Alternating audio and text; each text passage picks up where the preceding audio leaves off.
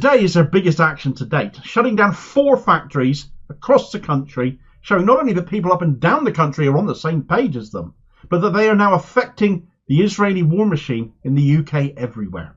Today they reckon they've got over 1,000 people picketing 4 sites. The Samlesbury Aerodrome in Preston, Lancashire, where F-35 fuselages are made by BAE Systems.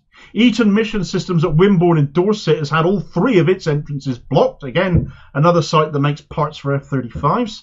The BAE Govan site in Glasgow has been shut down by Glasgow residents, which tickles me no end that this one was organised by ordinary people, and where again F-35 parts are produced, but also parts for Mk-38 Mod 2 machine gun systems. And lastly, in Brighton, the Brighton and Hove Action for Palestine group have shut down the L3 Harris Release and Integrated Solutions Limited factory, which supplies parts for F-35s and also F-16s used by the IDF in their attacks on Gaza. F-35s are, according to their manufacturers Lockheed Martin, the most lethal fighter aircraft in the world. That Israel is using them as they are makes what they are doing all the more sickening. They're being used against civilians after all. What do Gazans have versus the most state-of-the-art aircraft and weaponry the world can possibly offer? It's not gone without incidents though.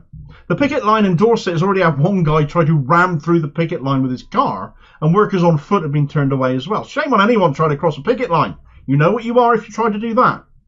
Thus far, the media have largely ignored what has been happening. Goodness knows we can't have people getting ideas that we can just go out and protest and make our disagreement with what is going on here known. Heaven forfend.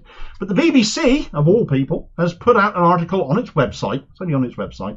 Half the article taken up just with asking the question nobody else is asking. And they're not asking it for a very good reason, because it's a stupid question. And that question is, what are the police doing about it?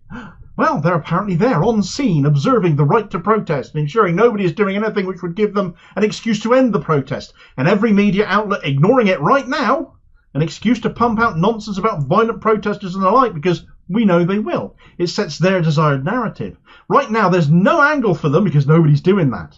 And the protesters absolutely should keep it that way. Independent and alternative media outlets, of course, are picking it up and will give it the attention and context it deserves.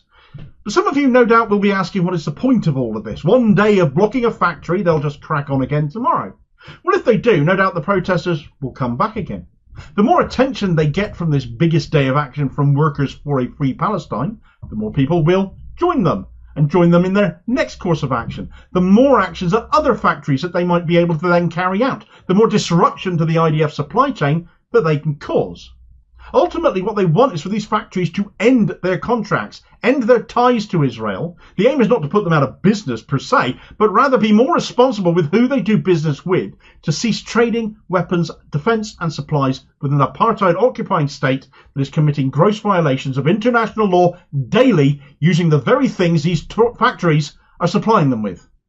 This also isn't just a British move, because today's actions have also been coordinated in other European states too, demonstrating a day of solidarity with the Palestinian people across Europe, who I sincerely hope get to hear of this. Locked down as they are, getting news in or out of Gaza to Gazan people is seriously difficult right now. Similar actions are going on today in France, the Netherlands and in Denmark at weapons factories supplying Israel as well. So this movement is not unique to us, but is international, pan-European certainly at the moment, and can only grow the more atrocity we witness. If the UK government won't get on the right page here, do the right thing, if the opposition led by Keir Starmer won't say and do what needs to be said and done, the international community is failing to deal with Israel for their war crimes, then ordinary people here are showing that it is possible for us all to do something, whilst political avenues continue to fail us. Peaceful protest, forcing a shutdown of arms manufacturers, hitting them where it hurts, in their pockets, and it can be repeated as often as needs be to make the point. If international sanctions can't be brought against Israel because our leaders dare not confront them, are afraid of them, then we can issue our own sanctions by cutting off their supply chains, at least for a day or two. No violence, no fighting, no conflict with the police, none of that is necessary to make the point. Solidarity to everyone involved today. Go to workersforafreepalestine.com if you'd like to join in.